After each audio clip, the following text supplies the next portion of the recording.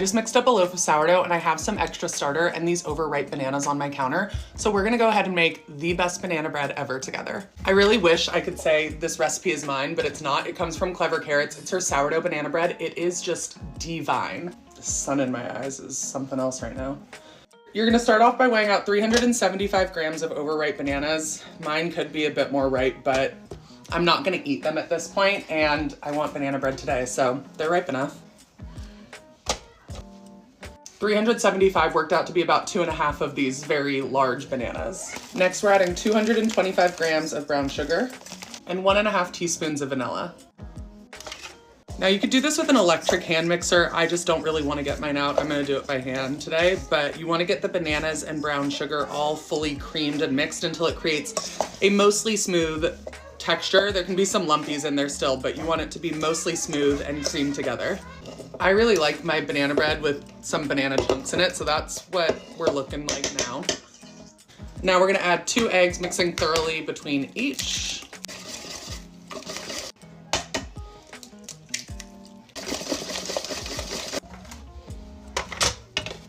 Now we're gonna add 100 grams of active sourdough starter. This is not a discard recipe, you need active starter, which is why I'm mixing this up after a loaf of bread.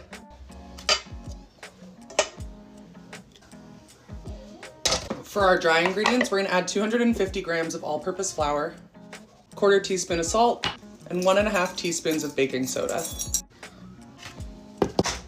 Now I'm gonna start incorporating my dry ingredients into my wet, working in batches.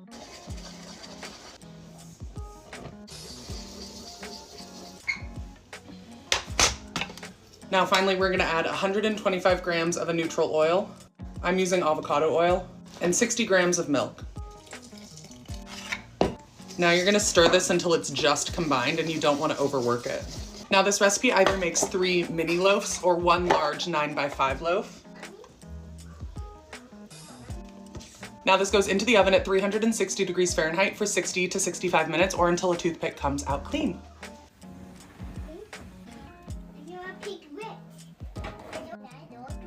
Our banana bread has been cooling in its pan for 20 minutes. So I'm gonna get it out of the pan now and onto a wire rack.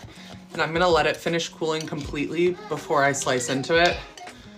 This is the hardest part, but honestly, this is one of those recipes also that you really do wanna wait to slice into it. Otherwise, you're gonna have an undercooked center. I've done that a number of times and I regret it every time. It's worth waiting.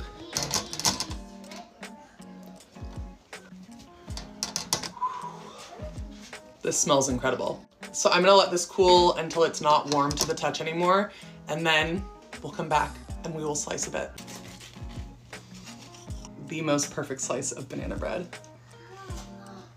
Delicious every time. This has never steered me wrong.